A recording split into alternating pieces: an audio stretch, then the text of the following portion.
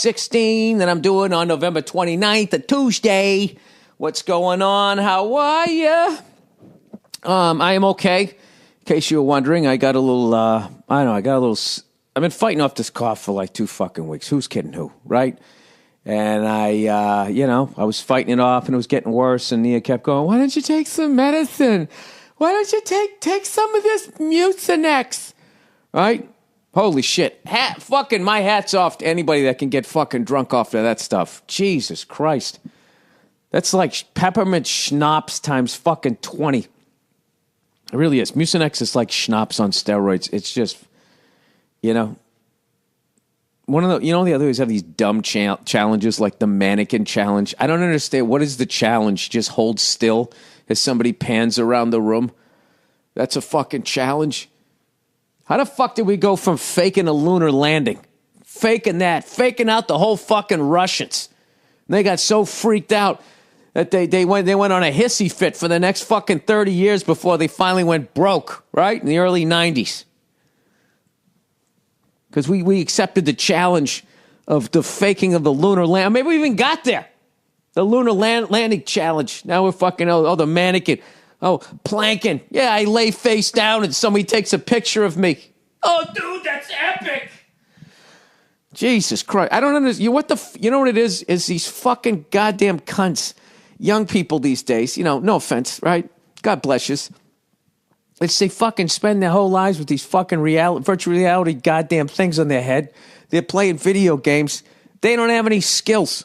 The second you take the fucking laptop, you take the fucking laser tag thing, the paint gun, whatever the fuck technology it is, the thing that, that new thing that they're trying to get old people into, the virtual reality, like living a fucking life isn't enough. Like, I want to leave this fucking world. Really, you saw it all? Huh? You been to Venice? Rode a boat through the fucking canal? You haven't done shit. All right, so this is the deal. They don't fucking know how to fucking do anything. This is such an old man rant. They don't know how to do anything. They're just fucking literally laying face down in the road, and somebody takes a picture. It's epic. It's fucking epic. Now, granted, in the 70s, they did have pet rocks, so I might be full of shit, but you know what it is? The great thing about being old is you lack perspective when you talk about anything new. You're just like, that's different. It scares me. I don't get the mannequin challenge. I don't, and that was like when they also had the, whatever the Harlem Shake was. Initially, it was a dance, and then it was just that stupid YouTube thing, the ice bucket challenge. All of that shit. If your instincts aren't immediately to not be part of the group, I don't know what that says about you.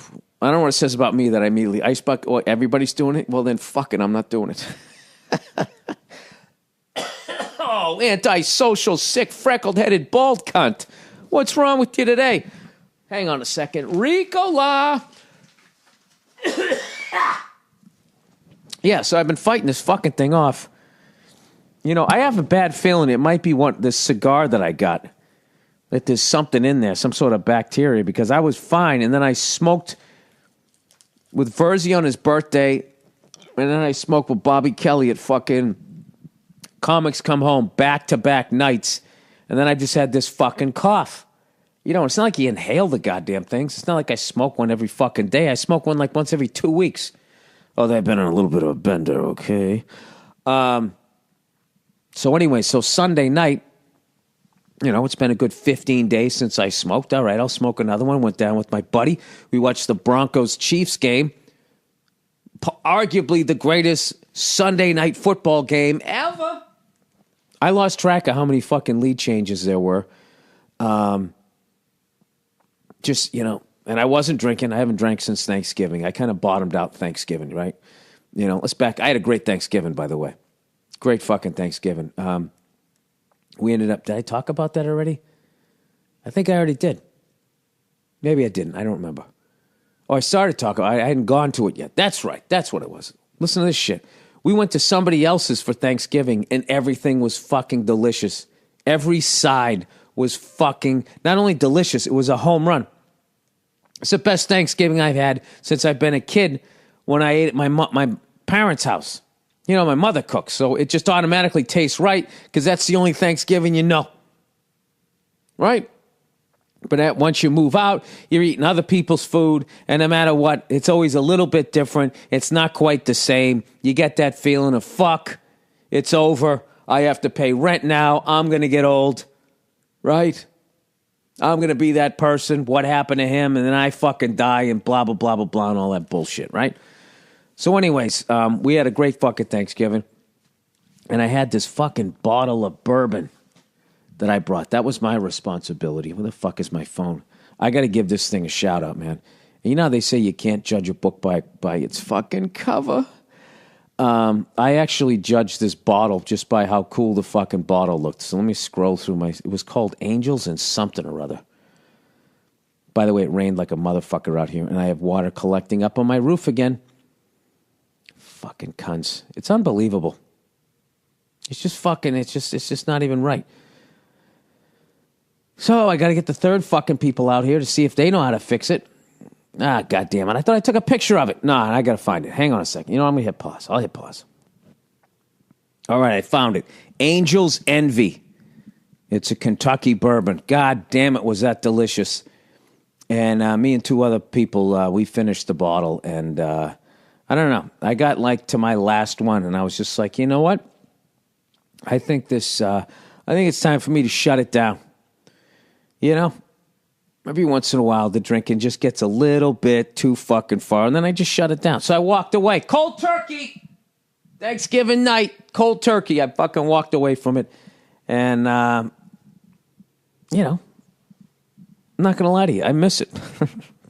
It's only been 4 days. I'm still thinking about you. I'm sending it letters and shit. I'm just going to shut it down probably until, I'd say maybe the Rose Bowl. New Year's Day or whatever. I already got to shut it down. I got a fucking kid coming, so it's over. You know what? People? I got to be honest. I had a great run. I got the stories, Spent a few hours in jail. I mean, I've done, went to court.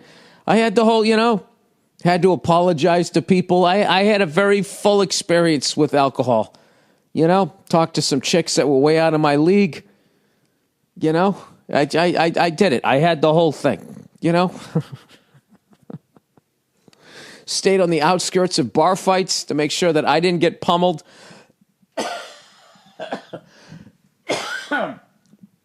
So that's it. So anyways, believe it or not, as bad as my cough sounds, it's way better than it was fucking yesterday. I wasn't going to put you through that shit. So anyways, so Sunday night, I smoked another one of those cigars, and yesterday I woke up, I just was having a fucking coughing fit. Granted, I was already run down. So yesterday, I didn't do shit. I got to tell you, that was like the greatest 6 hours of my life not doing shit. But somewhere in that 6 hour, after the 6 hours, I was going out of my fucking mind. I don't know how you guys do it, Not you guys, just whoever the fuck is out there that just can just truly take a goddamn day off. I go fucking nuts after 6 hours. It was great. I laid there. I watched like 2-3 episodes of Westworld, getting caught up. I'm up to like episode 6 I'm going to watch today, right? And loving that show. Although you can't watch more than 2 or 3 in a day. It's just too much, man. It's like, you just got to be, it's a lot of shit going on to kind of take in. And then also, doing my own little show that's only a half hour. When I look at that show, I just think of like, how fucking long did it take them to do this? And I'm going to sit here and I'm going to watch it in 2 days and then be that douche going, when's season 2 coming out? It's like it's a fine bottle of wine and I'm just going to chug the thing. After the third glass, I'm not really tasting it anymore because I'm so hammered. I might as well be drinking like fucking red, white, and blue beer or some shit, right? Just doesn't seem right. So, anyways, that's what I did yesterday, and I'm feeling much better, thank Christ. So, by the way, today is November 29th, which is the 5-year anniversary since the passing of one of the funniest and greatest people I ever met, Patrice O'Neal. And speaking of which, there are still some tickets left for the 5th annual Patrice O'Neal Comedy Benefit. All the proceeds after we pay for the venue, of course, our only expense. goes to all of his loved ones. It's been a tremendous success. And this year we have, let's get the whole lineup here, for God's sakes. We got Leslie Jones. We got Rich Voss. We got Bobby Kelly, Keith Robinson, Gary Gulman, Dan Soder, right? And myself. It's going to be another great year of, just getting to see all those people. I never get to see them anymore because I'm always out here gigging on the road or living out here in L.A. So that's going to be Tuesday, February 21st at the New York City Center. And, it's just a great event. And thank you to everybody who's come to it in the past years. And you guys have done a wonderful thing. Keeping all his loved ones comfortable, and very proud of that whole charity thing because, as tragic as it was that he was gone, I'm very proud of the fact that all of his friends stepped up and that all of his loved ones are comfortable because I know that that's what he would have been concerned with.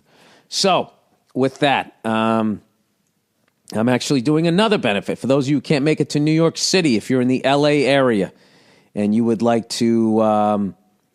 you'd like to help out on another benefit. I have another buddy of mine that died. It's what happens when you get into your 40s, man. It's fucking brutal. A couple of your buddies die too young, man. It's awful. This guy, Pete Cummins, I started out with him in 1992. Did stand up with him from 92 to 99, and then he moved on to writing with National Lampoon. He did some stuff for the UFC. Just a great guy. Unfortunately, had a heart attack a few weeks ago, and about a month ago. So Tuesday, December 6th at the Laugh Factory, I'll be doing a headlining set there, and a bunch of Pete's friends from back in the day, a bunch of comics. We haven't all been on the same show in forever, probably 20 years. We'll be going on earlier in the night. It's going to be a great thing, and it's in memory of him. So there you go. So enough with the friends of mine that have passed away. Unfortunately, let's talk about some shit here. I got to give a shout out to fucking Nico Rosberg winning his first Formula One championship. The final few laps of that race were amazing, right? For those of you who are not into it, basically the situation was Lewis Hamilton had won the last three. Nico Rosberg had never won. They both drive for Mercedes, okay? So Nico's the young upstart. Lewis is the grizzled vet, even though they're both fucking young. It was kind of like Days of Thunder if both people look like fucking Tom Cruise is basically it, right? It's like the old Tom Cruise, right? Scientology Tom Cruise versus fucking, what was that movie that they were all in? Where they were the Socs and the Greasers. The fuck was that movie called? I knew that one. Ah, God damn it. What was it called? Matt Dillon was in it. Emilio Estevez, the Dirty Dancing guy, Roadhouse guy. The Karate Kid was in it. Tom Cruise was in it. Who else was in that fucking movie? Everybody was in that fucking movie. Everybody, there was 9 people in that fucking movie that all went, C. Thomas Howell. They all went on to star in movies that made, I would love to see how much fucking box office every guy that starred as a greaser in that movie ended up making, You gotta hate being the one fucking greaser that didn't make it, right? That's when you just gotta look at yourself like, dude, what the fuck? Everybody in this ensemble cast, I gotta find out what it is now. All right, Tom Cruise, IMDb. How do you spell Cruise wrong? I somehow spelled it with 2 U's. Hey, U's. Tom fucking Cruise, 2 U's. All right, there he is, smiling, looking sort of normal as he possibly can. Well, The Outsiders! Oh, The Outsiders. All right, here we go. This is the fucking lineup. C. Thomas Howell, Matt Dillon, Ralph Macchio, Patrick Swayze, Rob fucking Lowe, Emilio Estevez, Tom Cruise. All right? That alone, right there. 1, 2, 3, 4, 5, 6. The first 7 guys all went on to star in movies. Tom Cruise alone has done billions in box office. Matt Dillon, the amount of money he's done. Ralph Macchio, the fucking Karate Kid. Patrick Swayze, Dirty Dancing alone. Forget about Ghost, right? When they were in the claymation class.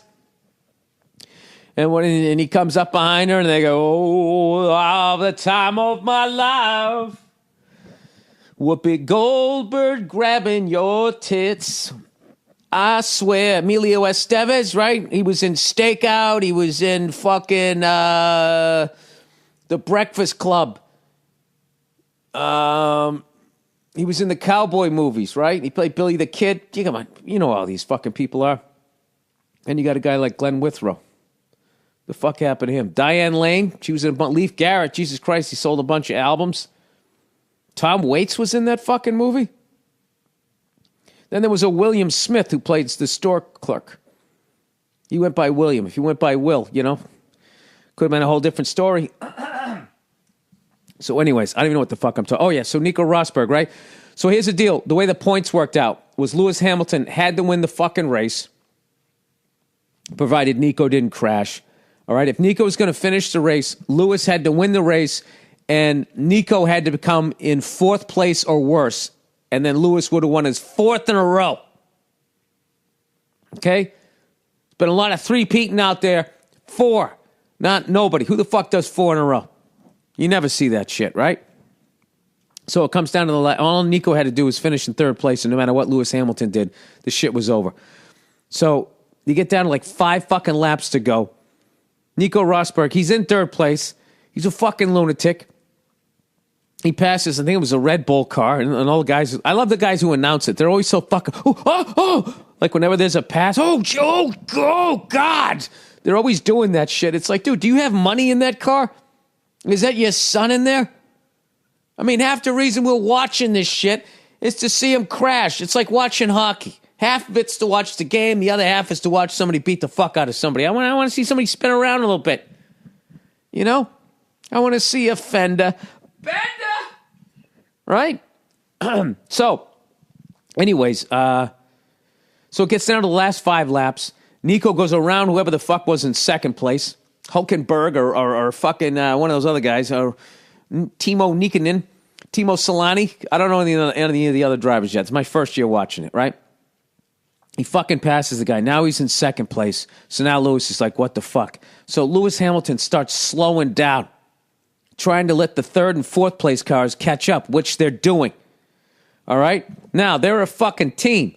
They're on the same team. So evidently, when the head dude at Mercedes, if you're on the Mercedes teams, if your team calls you and tells you to do something, you're not supposed to disobey a direct order. I'm telling you, this is like Top Gun and fucking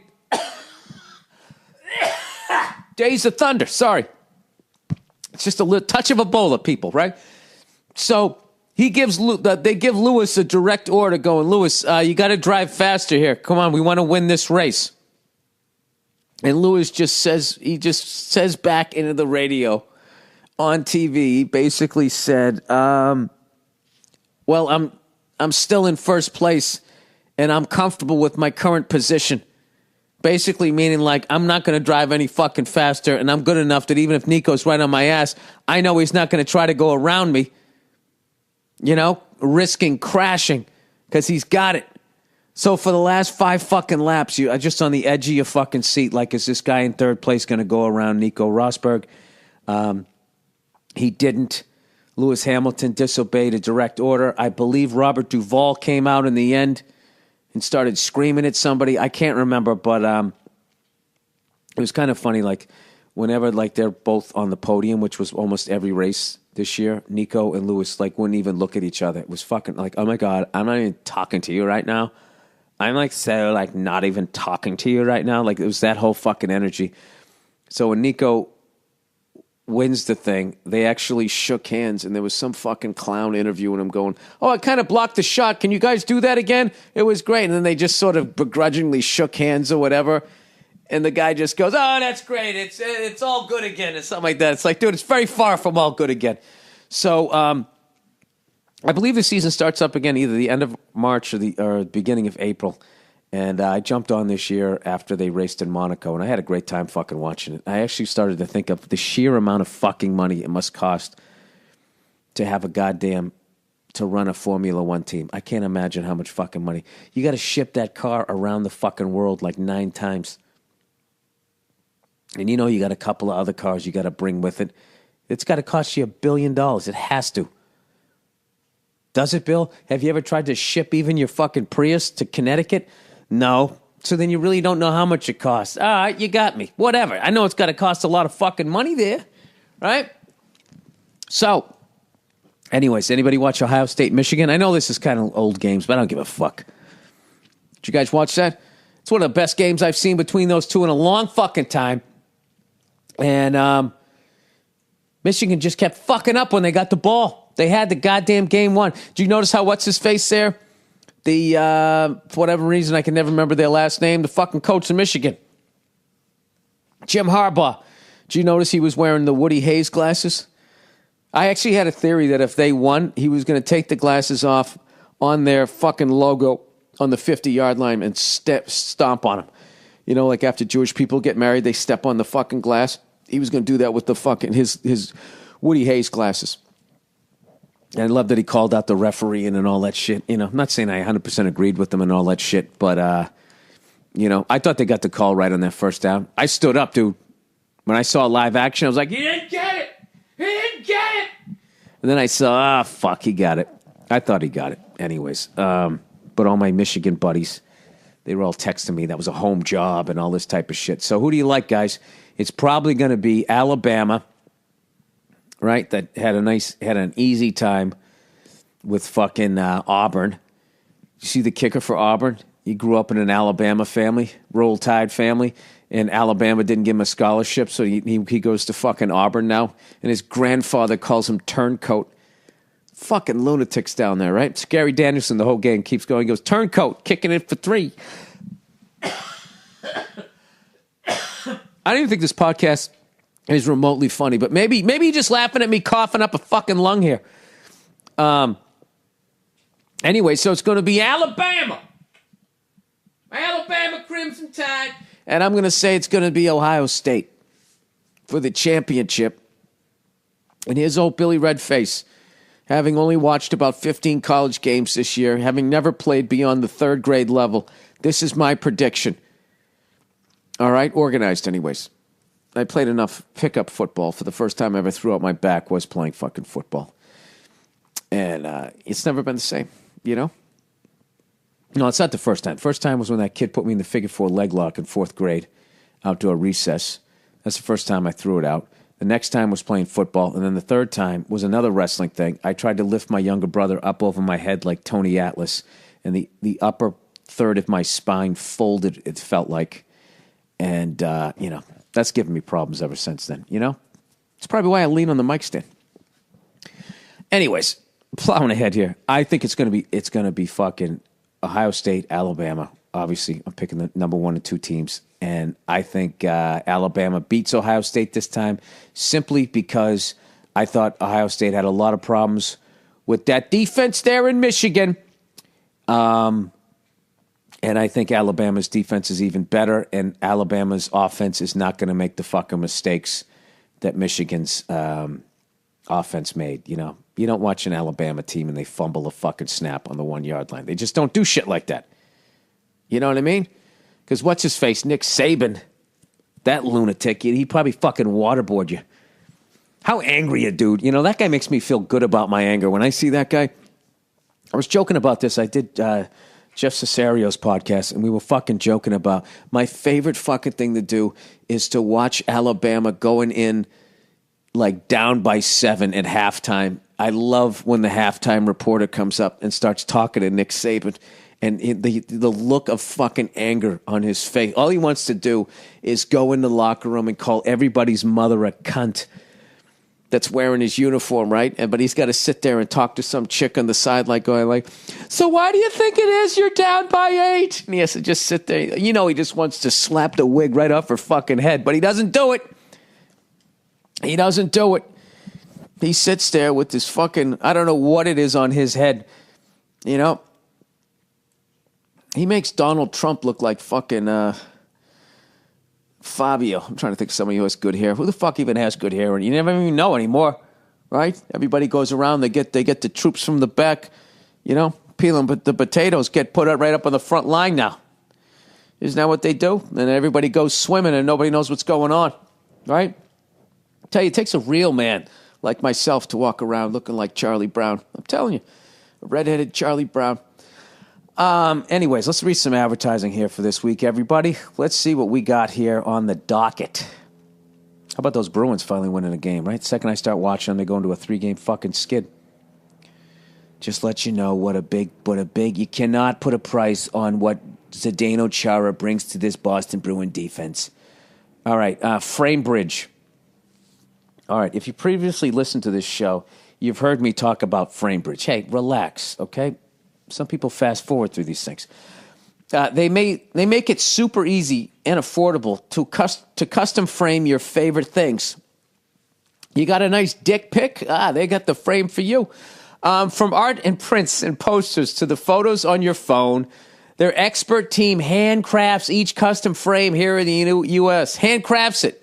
I thought they just measured it. They handcraft this thing and will send it to you in days, not weeks or months. All right? That's why you're going to love Framebridge. That's why sending a custom frame picture with Framebridge is the go-to gift this holiday season. That's a great gift. You don't have any fucking money? Just frame a cell phone picture of you and the other person and just write like friends or smile. Put a little emoji on it. This is beautiful. These guys are going to save you a ton of money. In a few minutes, you can build and order a thoughtful personal gift on Framebridge.com's website or straight from your phone. Their expert team will handcraft a custom frame or just measure it. Picture a frame that fucking fits it, right?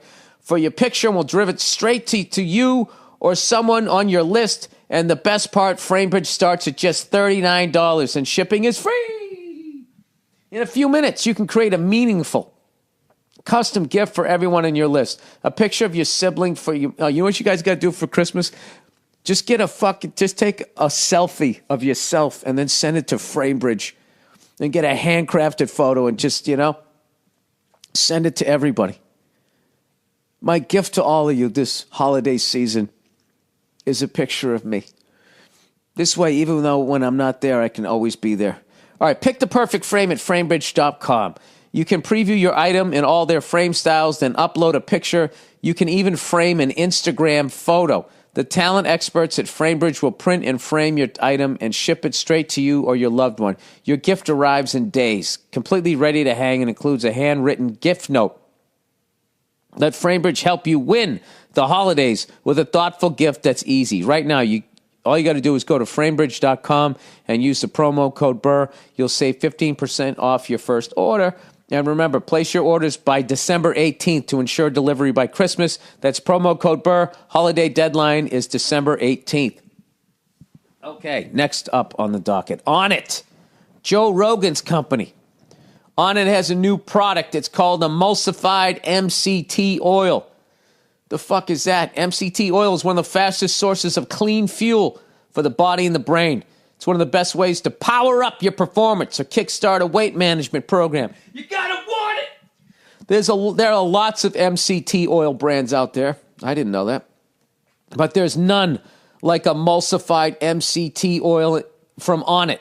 Available in 3 delicious flavors: coconut, vanilla, and strawberry. Oh, my DNA. Coconut head, vanilla skin, strawberry pubes. Emulsified MCT oil mixes like a cream easily in your morning, like Gary Shetfield. You rub it on your arms there in your morning coffee without the need for a blender. No mess, no cleanup. You can even mix it into your favorite foods. Right now, if you go to onit.com/Bill, you can get Onit's emulsified MCT oil for 12% off. That's onit.com. Did I just gurgle? Bill to get emulsified MCT oil for 12% off. For any reason, if you don't like it, they'll give you your money back, no questions asked. They'll just mean mug you as you walk out the store. They're all fucking jacked, got those neck muscles, like they could shrug their shoulders for days. Why? Because they're taking their emulsified MCT oil. You got nothing to lose. Go to onit.com/Bill now and get on it. All right, how many more of these motherfuckers? We got 3 more? Let's get the first 3 out of the way. What do you say? Tipsy Elves, everyone. This is not a porno, by the way. Tipsy elves.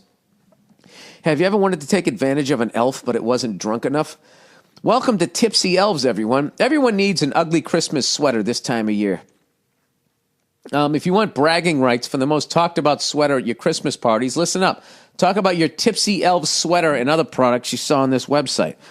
Oh, God, this is like a fucking hipster website.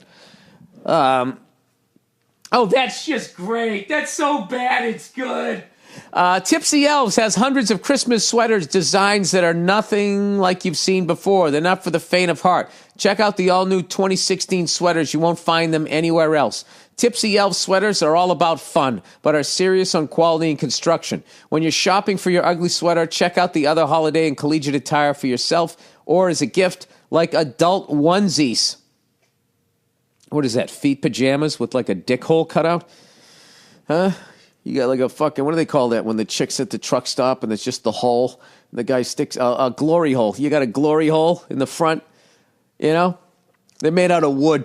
They're wood pajamas, and you just stick your dick through the knocked out knot in the wood. All right, for men, interactive sweaters, beer pong, cornhole, and Christmas suits. I don't even want to know what that is. For women, holiday leggings, sweater dresses, and pajamas. Right now, my listeners get 20% off tipsyelves.com on anything they order on their site. Shop now so you have the best selection to choose from, and you have it in time for your ugly Christmas sweater party. Go to tipsyelves.com, enter my code Burr at checkout to get 20% off site-wide discounts. That's tipsyelves.com/Burr. Right? No, tipsyelves.com and then my code Burr. All right. Are you kidding me? Oh, I still got 3 more to go. All right, fuck this, dude. Fuck this, okay? Let's plow ahead. Where are we? 32 minutes in. Was there anything else I wanted to fucking talk about? Oh, dude, I started going through my shit because I'm selling my Prius, right? So I'm going back and I'm trying to find the title to my car. And of course, I can't find this fucking thing. And I find the title to my wife's car, to my car, and my old truck. And I also found a copy of a title to this 88 Honda Accord I had like fucking 15 years ago. I had the DX. It was the LX. Yeah, I had the LX. 5-speed manual transmission. What a great fucking car that was. God damn it, I love that car. I found a copy of that, but nothing for the Prius. So now I got to go fucking to the DMV and get a copy of it. And all that bullshit. End up getting rid of that shit. Move on with my fucking life. And I got a fucking goddamn conference call coming up here in 10 minutes. I'll have to finish the rest of the podcast later. I apologize. You know, it's what it is. Patriots, Jets, did you watch that? How fucking awful did our defense look in the first fucking half? Good Lord. I mean, I know we're banged up and everything, but I don't know. Remember that time when we traded Richard Seymour a long time ago? And every Patriot fan was like, dude, what the fuck did we do that for? And then the people who were kind of paying attention were like, well, look, here was the deal. Next year he was going to be up for free agency. He was going to ask for $1 zillion, and we knew we weren't going to give it to him, and then we would have got nothing for him. So we traded him the year before. I went on this website, and they showed all the trickle down from that thing, that trade, and all the players we got, how we could be more aggressive because of what we got for Richard Seymour. I'm hoping the same thing is that happened this year with, I don't even know if we traded Chandler Jones or we lost him to free agency, but that fucking dude that we sent to Cleveland, which I keep, Jamie Collins, maybe that'll turn into something, but I don't know. As unhealthy as we are, I don't know. I'm not giving up. I never give up. I'm just saying, you know what the fuck? It's the goddamn Jets. They were fucking going crazy, too. Every fucking play they made, they were going fucking nuts. You know? Like, they just fucking, like that was their playoff game, which I respected. They fucking came to play. But anyways, so this whole fucking weekend, all I did was watch football, and I was looking for that title. And in the process of looking for the title, I cleaned up a bunch of my shit. And I was kind of thinking with a kid coming along, I'm not going to have time to do shit. But life is going to keep hitting me. So I want to know where all my insurance forms are, where every fucking piece of legal shit that I need. You know what I mean? Like, do you have your tracking number and all that? I'm getting all of that stuff organized. And I had all this fucking shit that I held on to. I had like fucking my auto insurance contract from like 2007 until now. And I'm like, it expires 12 months after you get it, Bill. You've held on to this shit for 9 years longer than you need to. So I shredded a lot of shit. But underrated, just finally going through your office and just organizing everything. I kind of know where like everything is now, and I want to do that kind of for everything that I have. So when my kid comes here and then takes a marker out and draws all over everything, I'll know where the fucking insurance shit is. All right, let's read some questions here for the week. Stanhope special. This is somebody writing in about the great Doug Stanhope. Said, hey, Bill, used your promo code to sign up for CISO so I could watch Stanhope's new special. I've heard nothing but great things. He said, holy shit, you're still my favorite, Bill, but Stanhope is a genius. Why do you guys always have to do that? You still got to take the piss out of me. I know he's fucking tremendous. You know, why can't you just say this guy's a great comedian? I'll tell you, Bill, but this guy over here, you know? Everybody on the internet's got to do that. If you have a good band, someone's got to just sit there and be like, dude, I love you guys, but it's fucking Doug Stanhope, man. I know he's a genius. You didn't have to take the piss out of me. He's fucking better than I am. You fucking cunt. He said, I wish more people knew about him. I felt the same way about you years ago when you were just a comedy baby. Tell your people at Netflix to give him the Chappelle treatment. Love you, man. Yeah, I've heard nothing but great shit about that. Sorry, that's the last of the Ricola. Eating on the mic. Kind of a fucking amateur am I. All right, well, what you're telling me, every comedian has known about Doug Stanhope since probably the late 90s. And Doug is, you ever watch those cop movies? You know that guy, he always has to turn in his badge because he's doing shit outside the system, but he's got a good heart, and in the end he arrests the bad guy and it's all good. That's who Stanhope is, right? But the entertainment industry hasn't figured that out yet. But eventually, he will be standing on their fucking city hall steps as they give him the key to the city. That's what I'm hoping. But my rule with all of these guys is I don't watch this stand-up special just because I can't have an hour and a half of their shit floating around in my head because it'll influence, I'm too paranoid about that. But my rule is that with all these guys, Rogan, Stanhope, Louis, Chappelle, all of these guys, that if they come into a comedy club that I'm at and they're going to go do a set, I will watch them. That's how I do it. But I don't watch their specials because I'm too paranoid about any sort of overlap or whatever. But having said that, every time Doug Stanhope's specials come out, always, for like 3 to 6 months afterwards, comics are just taking me aside going, dude, have you seen Stanhope's new fucking special? Yeah, he's fucking incredible. And I don't know why.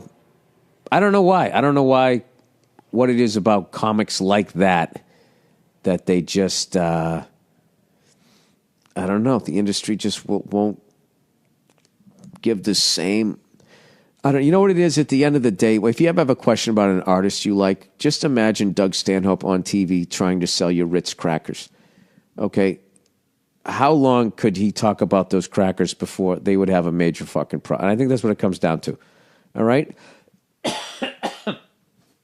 There's the people that truly are the greats, and then there's the people that are really good, but they won't fucking, they can sell a box of Ritz crackers. That's what it kind of comes down to.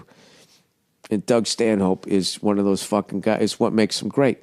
So maybe that's what it is. I like that there's guys like that. You got to have the fucking rogue guys. You know what I mean? You can't have everybody just fucking hanging out with, Eddie Showbiz, at a fucking, an election party. You know what I mean? And talking about issues.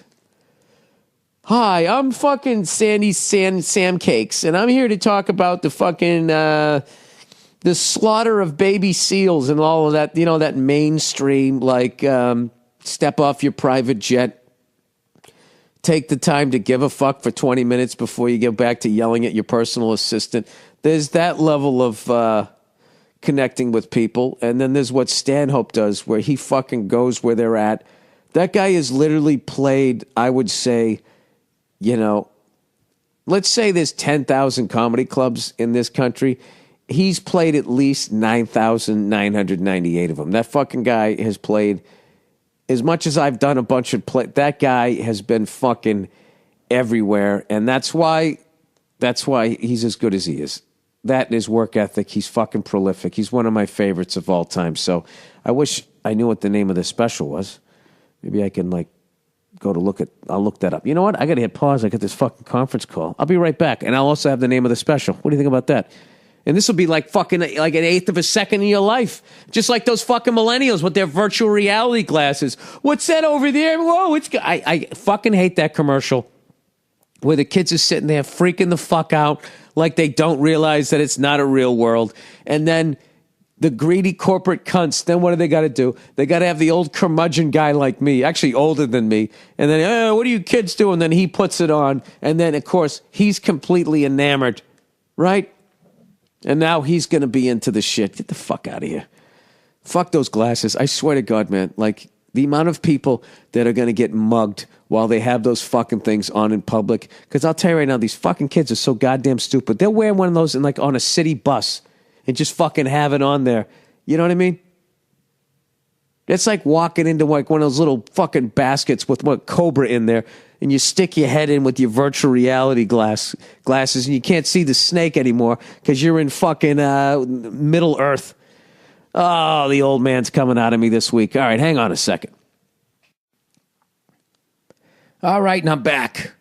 Just like that, an hour of fucking conference calling, huh? Don't you wish you were me? Is there anything better than a conference call? Hey, let's get on and make a call and have a conference. Everybody can talk and share ideas. Have another hour of your life go by that you're never going to get back. All right. This is how old I am. You know what's on my Christmas list this year? It is pajamas. I've had the same pair of fucking pajamas for I don't even know how long. I don't know, maybe early 2000s.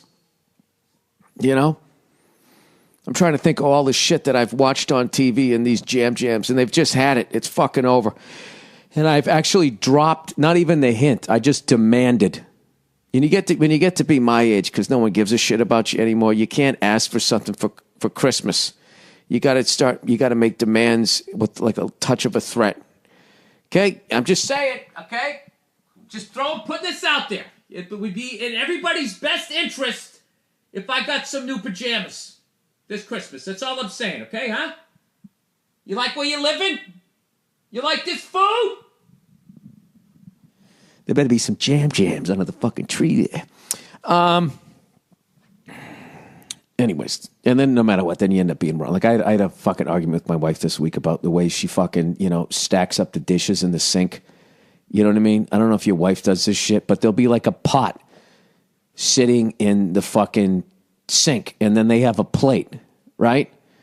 What do? They stick the plate on top of the thing, and then they take another bowl, and they stick it on top of the plate. And then you just got this leaning tower of horse shit in your fucking sink. It's why don't you put the plate underneath the pot, and then just see if the pot can fit in the bowl, or the bowl can fit in the fucking pot, and then it takes a third of the space. You ever think of doing that? Fucking... make it rather make it look like there's 10 weeks of fucking dishes here. This is 2 meals. One of those fucking dumb arguments where you end up getting in your car and driving away, and then afterwards you're just sitting there going, "What the fuck?" I'm literally driving down the street right now, contemplating giving this woman everything that I own and moving into a 1-bedroom apartment over the way she stacks dishes in the sink. But I'll tell you, when you live with somebody, it seems so fucking important. All right, time off. Dear Billy Body, I think you're awesome. Thank you. And admittedly, I have a crush on you. And I'm a lady. There you go. I thought the left turn was going to be, and I'm a dude. I love that you take care of yourself and are always striving to be better. This is great. You know what? If I were you guys listening to this right now, I would be highly suspect of whether or not I actually wrote this in. My husband and I haven't seen you live yet, and we want to this year. if you happen to be coming back to Wisconsin. Well, where the hell were you a few months ago? You know, when did you develop this crush? In October? I was there in September. Do you think you'll be touring as much, or will you be taking the year off to spend time with your newborn? Love you, and I love Nia. I'm totally going to be the absentee father. I already have that worked out, you know. I'm going to be doing like 56 weeks on the road. No, obviously, my schedule would be a little bit different. Be honest with you, I don't know. I do know, however, that, you know, when I was getting ready to do my special, rather than doing one night in every city, you know, when I did I played a smaller theater, and I spent a week in Durham, like just Thursday, Friday, Saturday, and it was so much more enjoyable way of doing the road, rather than doing one night in Durham, one night in fucking Poughkeepsie, one night here. It just becomes a fucking thrash. And when you're an older fella like myself, you know, I like going to a place, hanging out with the people, seeing where they eat, going to a game. That's how I always fucking did it. So I'm going to try to do more of that. And I was just in Madison. And funny you should bring up going back to Milwaukee, Wisconsin. I haven't been to Milwaukee in, well, I guess it was October of, that's amazing. I can always remember this. It was like October of 2015. So it's been, we'll call it December at this point. So it's been 14 months. So definitely in 2017, not only will I be coming back to Milwaukee, I plan on spending like 3-4 days there, because that Milwaukee had not only a great cigar bar, it had the best fucking steam of any place I've ever been to. And it was at a hotel called the Pfister. I swear to God, the hotel is called the Pfister. It's Pfister. If you're in Milwaukee, dude, I'm telling you, man, Milwaukee, don't sleep on Milwaukee. Great people, great food, great fucking lakefront property for a song, right? And the sickest fucking steam room you're ever going to go into. You get your own private, like, lifestyles of the rich and famous fucking, it's unbelievable. So, you know, when you get to be my fucking age, that's the type of shit that's appealing to you on the road. You know what I mean? It's not like, oh, dude, you got to go to Miami. They got all these hot chicks down there. I'm a fucking creepy old married guy. Where is there a steam room? Listen to me. I got tuberculosis. I ain't got time for the whoas. Anyways, so, yeah, tonight I'm actually doing the Steve Allen Theater, and whatever the fuck they're calling it now, and I'm just basically running my whole new hour. I'm so fucking excited. I've gotten past the whole mourning period of missing my old jokes. I'm past the whole, now I'm not as funny as I was on stage. You know, I took all the bullets out of the gun. I'm shooting fucking blanks up here. This is my favorite fucking thing in the world. I'm so excited tonight about the show. And just seeing where it goes. And I got a couple of buddies of mine coming down who are musicians. So they're going to get to see that whole fucking, because I already told them, I was like, all right, you guys want to come down? This is going to be the real deal. This is not the old tried and true there. All right. Coping with being single. Oh, I already like this right here. Hey, Billy, master of fuckets. I've been single my entire life. I'm into my later 20s and still haven't found any lady that I really hit it off with. I've struggled with being single for a long time, but have been working through it. I'm okay with it, but I still have my dark moments. My question to you is, when you were single for all those years, did you ever get lonely or feel alone? Did you ever think you'd be single forever? What helped you to endure through those times, and how did you cope with it? Yes to all of that, yep. As I figured some things out, I've been doing bucket list types of stuff that helps me get through it. Yeah, dude, that's a great thing to do when you're single. Go do all that shit you want to do. Because, you know, you meet somebody else, you know, you might not have the time. This person says, I've gone to see some of my favorite bands play live. I've traveled a little, and I've been working towards finding a career path that I really enjoy. So I believe I'm doing some good things, but I still have my days when I suffer through it a little. But I've learned to sit in that pain for a bit and find good things. Saying something dumb at work. Oh, that's the next one. I thought that was a guy signing off, or the woman, whoever the fuck this is. All right, my question to you is, you've been single all those years. Did you ever get lonely or feel alone? Here's the thing. I was never lonely for the first, I don't know how many years of my life, until I had a girlfriend and then lost my girlfriend. And then after that, that's the first time I felt like, oh, I don't have a chick. It's weird. I didn't have my first serious girlfriend until I was like 23.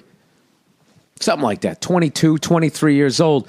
So I was fine with being single, and that thing lasted like, I don't know, like 8, 9 months. And I ended up breaking up with her. And that was right before I started doing stand-up.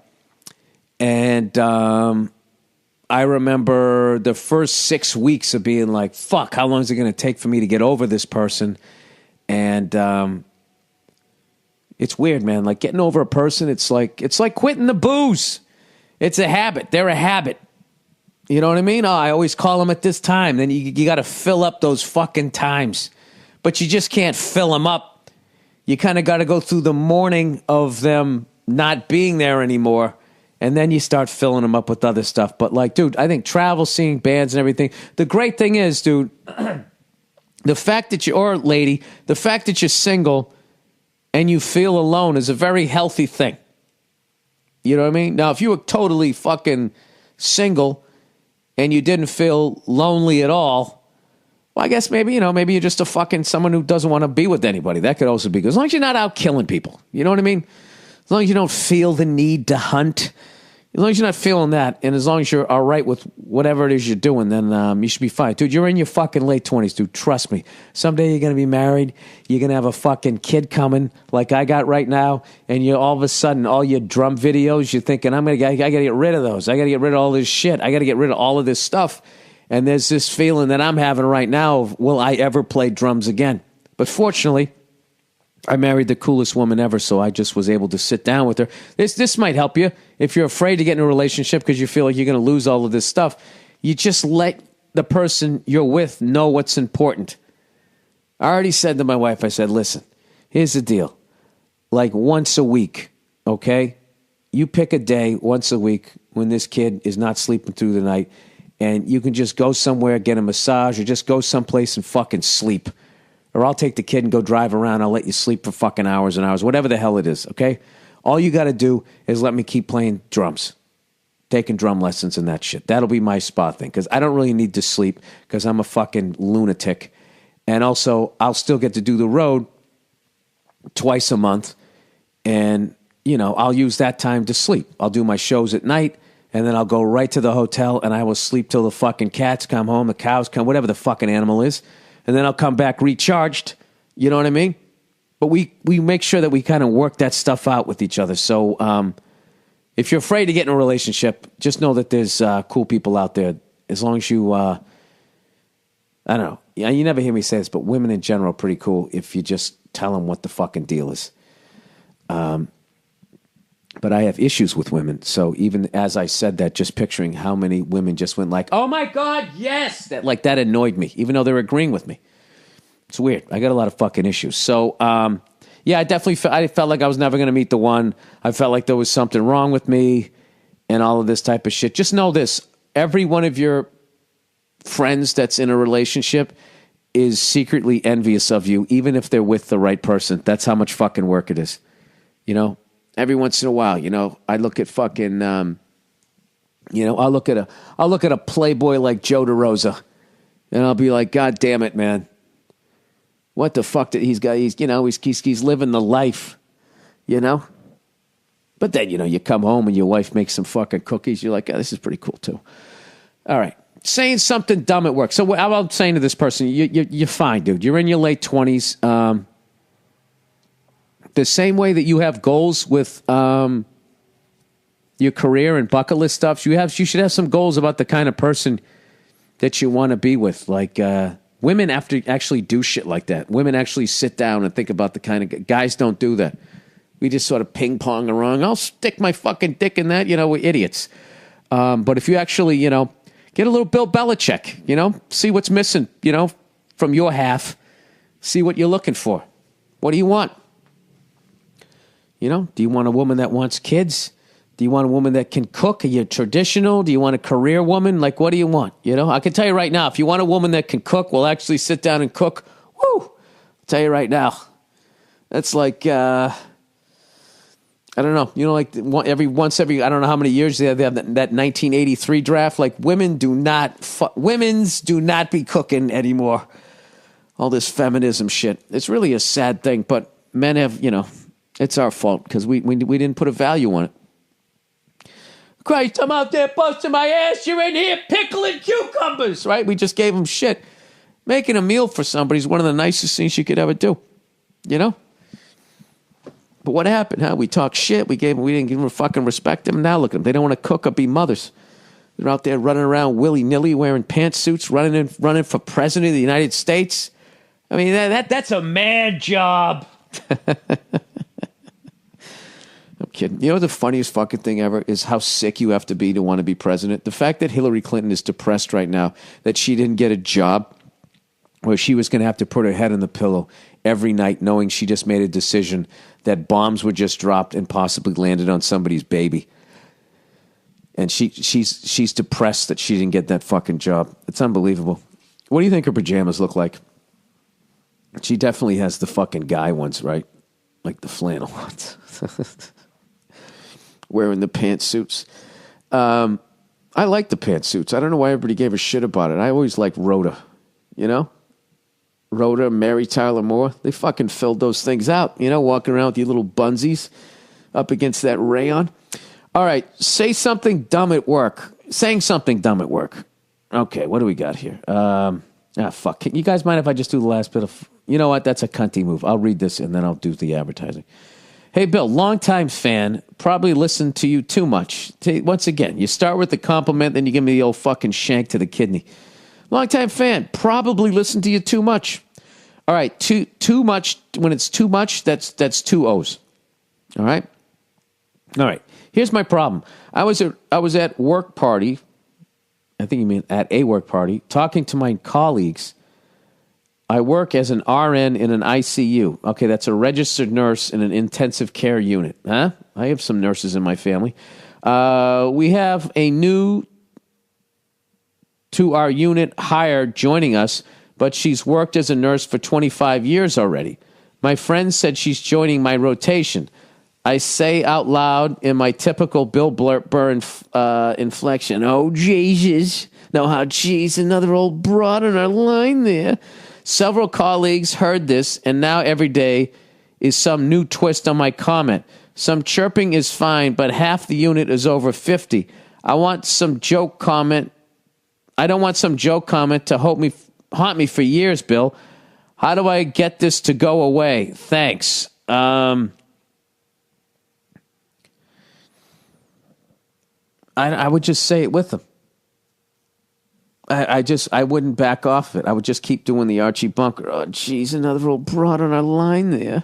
And then when they is this lady too old? Oh, God, all of you with your menopause there. But you can't do that at work now. You can't do that at work now because you're not making it a safe place. This isn't a safe space. Ugh. Oh, my God. That alone gave Trump about 200,000 votes.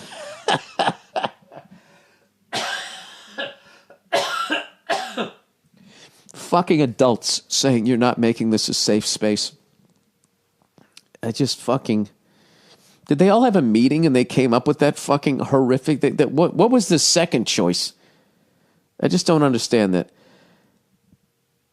You know something? I have to be honest with you. I don't know how you get out of that. And right there, that's why I do what I do for a fucking living. Because there's no way I could be in that level of a childish fucking environment that people, ooh, what did you mean about that? How many fucking thoughts have you had in your head today, you old fucking bag, that if they were publicized, that you would even still have a job as a nurse? Get the fuck out of here. Yeah, you know what? Just women like sweets. Just come in, just bake a fucking pie or some shit. Ugh. Anyways, I'm sorry you're going through that. I'm sorry you were quoting me. But you know what? You also kind of blamed me a little bit there. We say you listen to me too much. You were throwing a little bit of blame. You went a little Peyton Manning there. We had protection issues. That's what you just did to me there. I don't know. I would just be, you still bringing that? You still bringing that up? You should have heard what I said this morning or something like that. I would just do that. That is kind of funny. Who gives a shit? Do you like the job? It all depends on how much you like the job. But what? She's old. You're all old. I wouldn't fuck any of you. You know, I don't know. I don't know how to get out of that.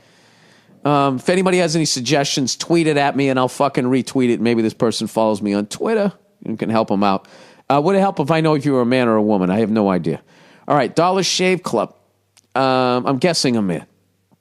If you're a woman, you're the coolest woman ever that you said that. Another old broad here. All right, Dollar Shave Club. Dollar Shave Club delivers amazing, affordable razors right to your door every month so you can get a great shave. But razors aren't the only thing you need in the bathroom. What about some shower stuff? Huh? What about when you're washing off the old taint there? Turns out Dollar Shave Club thought of that too. They just came out with a new line of shower products, shampoo and body wash called The Wanderer. Well, I'm the type of guy who likes to wash his nuts. The fragrances are unlike anything on the market. They're subtle and actually smell like real natural ingredients. There are a lot of body washes out there that make you smell like a teenager. This mint and cedarwood body wash is amazing. It makes you smell incredible. It's like you're eating ice cream next to the fireplace. You got to give it a try. What the fuck is so great about mint and cedarwood body? Are those two different ones, I hope? Like you're fucking eating ice cream over Ron Burgundy's house? Rich mahogany. You got to give it a try. Once you're in the club, you'll see the products are amazing. The service is world class. There's no long-term commitments, no hidden fees, and you can cancel whenever you want. And best of all, they're giving away a 1-month trial of any one of their fucking razors for $1 with free shipping. And after that, it's just a few bucks a month. Get your online dollar trial at dollarshaveclub.com/Burr. That's dollarshaveclub.com/Burr. Oh, who's next? 2 more to go. Oh, MVMT, Movement Watches, pronounced movement, was founded on the belief that style shouldn't break the bank. The watchmaker's goal is to change the way consumers think about fashion by offering high-quality, minimalist products at revolutionary prices. With over 500,000 watches sold to customers in 160-plus countries around the fucking world, Movement Watches has solidified itself as the world's fastest-growing watch company. All right? Holiday thought starters.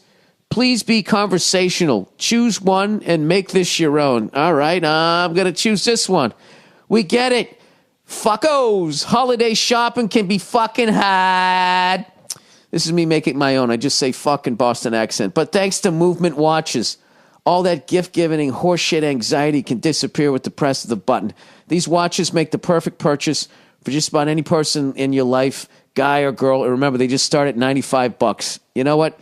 Even if you don't like somebody, spending $95 is too much money. Only get this for people that you care about. You know what I mean? Get everybody else, you can get a fucking bumper sticker. All right, get 15% off today with free shipping and free returns by going to movementwatches.com/Burr. This watch has a really clean design, all right? Seriously, evidently I've been getting compliments on the one that I don't wear ever since I put it on. Now is the time to step up your watch game. Go to movementwatches.com/Burr. Join the movement. Get a $95 watch for $500. No, $500 watch for $95 today. Lastly, but not leastly, stamps.com, everybody. Oh, Jesus, St. Nick is coming here for all the good Christians out there. He's a saint, but he doesn't care about Muslims, Jews, or fucking Buddhist people, right? What about all those aboriginals? Whatever the fuck they worship, huh? How come Santa Claus doesn't go to them? You know why? Because they'd be like, oh, my God, it's another white man, and they fucking put a poison dart in him, and it'd serve him right. You know, it'd serve him right, even though he didn't do anything. He'd be a martyr. You know, his big stupid red suit laying face down in it, right? Stamps.com. With the holidays almost, I'm surprised the government has never tried to set up Santa Claus by sending him into some area where there's indigenous people. Just setting him up for a fight the way we did when we took over this fucking country, you know, so we could justify the genocide of those wonderful people that when they killed a squirrel, they used all of it. Unlike us, what did we do, huh? Threw the inside at a fucking womp rat and then used the rest as a hat? For what? As a goof? Stamps.com, everybody. White people, the frat boys of people. Sorry, Stamps.com. With the holidays almost here, you don't have time to go to the post office. Well, you do, but who the fuck wants to go? It'll be packed with everyone mailing holiday gifts and packages. So do what I do.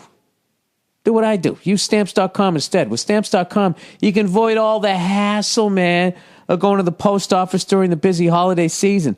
Buy and print official U.S. postage using your own computer or printer. Print the postage for any letter or package the instant you need it. Then the mailman picks it up. You never have to go to the post office again. It's a fucking dream. I use Stamps.com whenever I'm sending out any of my posters, anytime I'm selling some shit at the end of a fucking show, anytime I think to myself, you know what? I haven't shaked enough sweaty fucking palms of complete strangers. You know what I mean? I want to feel that warm armpit of a taller person as they put their arm around me, sitting right on my shoulder, seeping into my fucking button down. That's when I send out all my posters, everybody. You can print the postage and all that shit, then the mailman picks it up. All right, right now, I can do you better. I can get you an even better offer than what's on the homepage. Sign up for Stamps.com right now and use my last name, Burr, to get a 4-week trial plus a $110 bonus offer that includes postage and the digital scale. Go to Stamps.com. Click on the microphone at the top of the homepage and type in Burr. That's Stamps.com. Enter Burr. Okay, it's over. All right. Let's finish off the rest of these here. Okie dokie. Fun times in Syria. Billy the Cunt. It's Martin from Sweden. Thank you for this podcast. No worries. It's been more than 10 years since I was almost raped in Syria. What the fuck? Although time passes, the story seems to never get old. All right. You know, are you really just going to fuck with me on this goddamn level here? Am I supposed to believe this is true?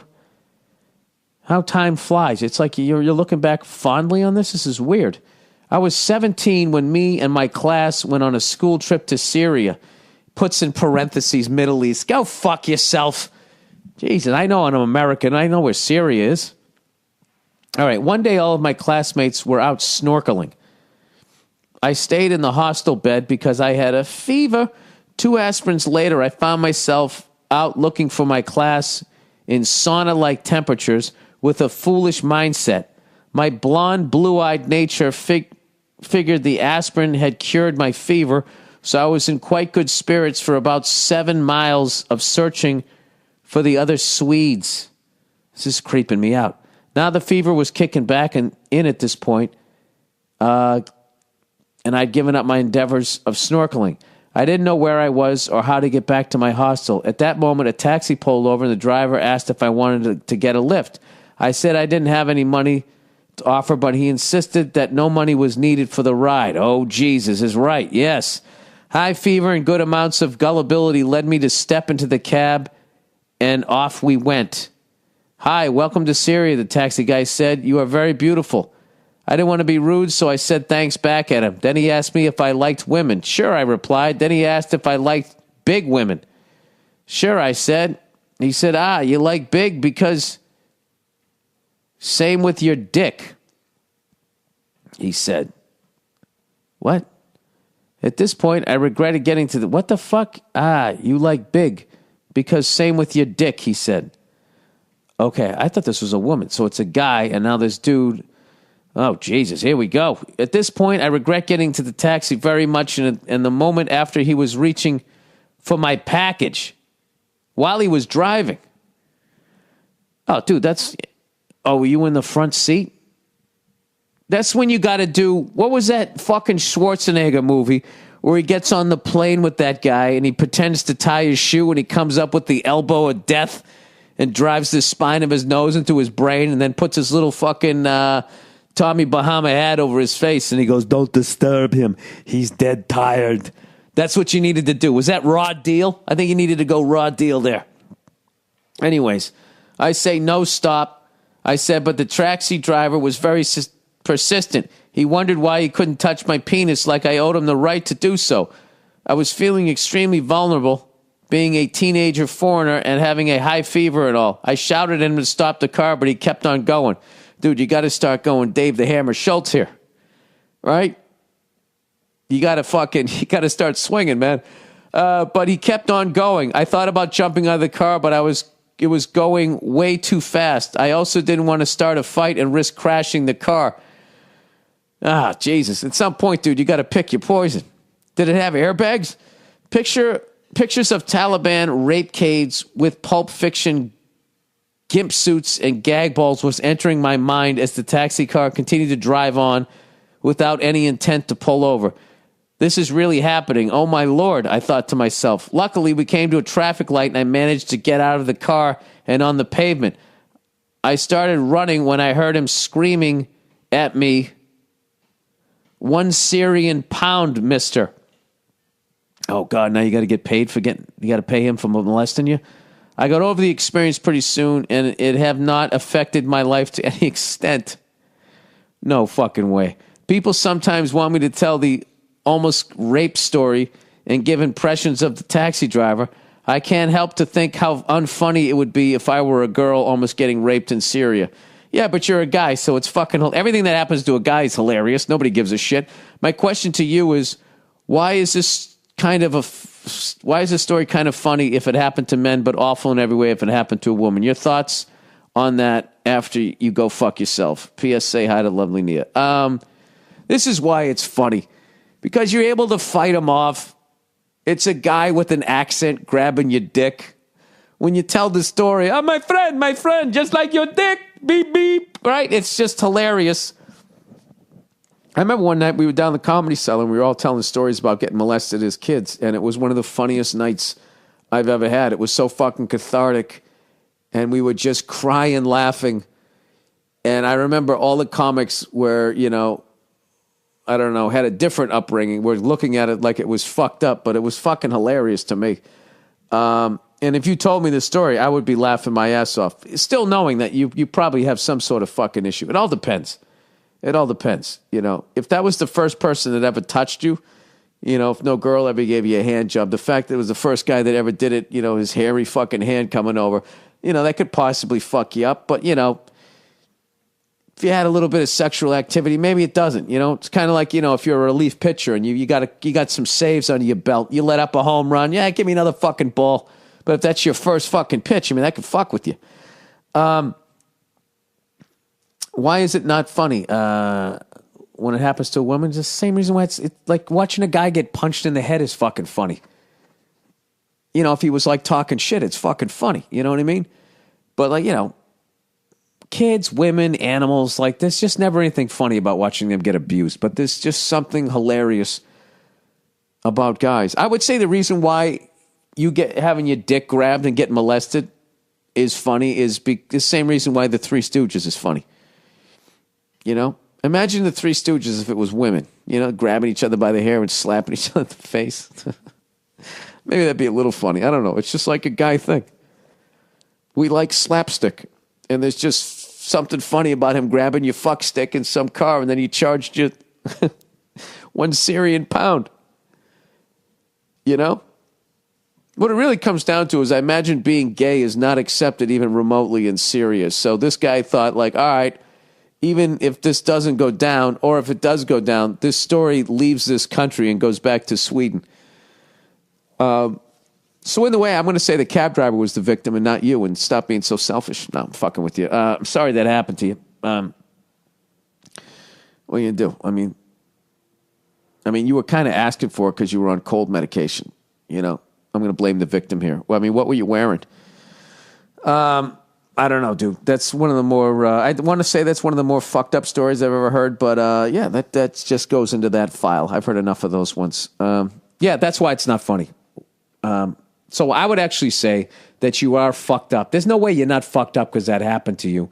And there's that feeling where it's just like, why is that funny when that happens to a guy? And then you feel like you can't fucking, that you should just, I'm over it. Like, that's a horrific fucking thing that happened to you. And I'm even glancing over the whole thing because it's a guy. Fucking shake it off. Shake it off, man. It's part of growing up. There's always going to be, you have a paper route or something like that. There'll be some weirdo coming at your junk at some point. But that's just how it is. I remember when that fucking, that lady cut the dude's dick off and put it in the garbage disposal. One of those shows, it's not The View. I think it's The Talk. The Asian lady, she was reading it. And as she was reading the details, they were all snickering, laughing. And I remember the bit I was doing. What if some guy cut a woman's titty off and threw it in the garbage disposal? I mean, they would have done a week-long special on that, and they would have tried to help the lady out, raise some money to get her a prosthetic, you know what I mean? So a bra wouldn't be all lopsided. That's what the fuck they do. But it happens to a guy. It's just fucking hilarious. And I also think that that's why guys are so fucking funny. You know? Because, if a woman gets molested, it's a tragedy. If it happens to a guy, it's a sketch. We really don't have any options. You just got to shake it off, man.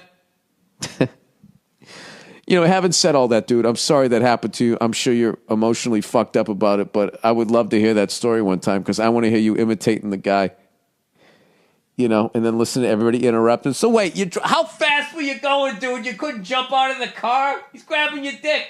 And then everybody be laughing, going, yeah, but if you jumped out, then he'd be like holding onto your dick, like just half in the car, half out of the car, right? Stretching out your dick, and then you have one of those needle dicks because it's not going to give you any more girth. He's just going to, that's what the whole fucking thing would be. And all your friends would laugh and say that you wanted it. You know what I mean? Why didn't you sit in the back like a normal person? Why did you sit up front? That's what guys would do. And they would laugh, you just laugh your way through it. So anyways, I guess I'm going to stop there on the, let's stop on something positive. Once again, I have two benefits that are coming up to two friends of mine that are no longer here. Pete Cumming Memorial is going to be December 6th at the Laugh Factory. I will tweet that link. And the Patrice O'Neill, the 5-year anniversary of his passing is today. And the one truly positive thing that came out of that is we get to remember him and we get to see our friends and we get to raise some money for his loved ones every year. And it's going to be February 21st, a Tuesday, 2017 at the New York City Center. Thank you to all who take the time to check it out and buy some tickets. It means the world to me. That's it. Go fuck yourselves. Oh, by the way, if you want to donate to this podcast and not have to give any money, if you're doing some Christmas shopping on Amazon, go to BillBurr.com first, click on the podcast page, you click on the Amazon link. Doesn't cost you any extra money.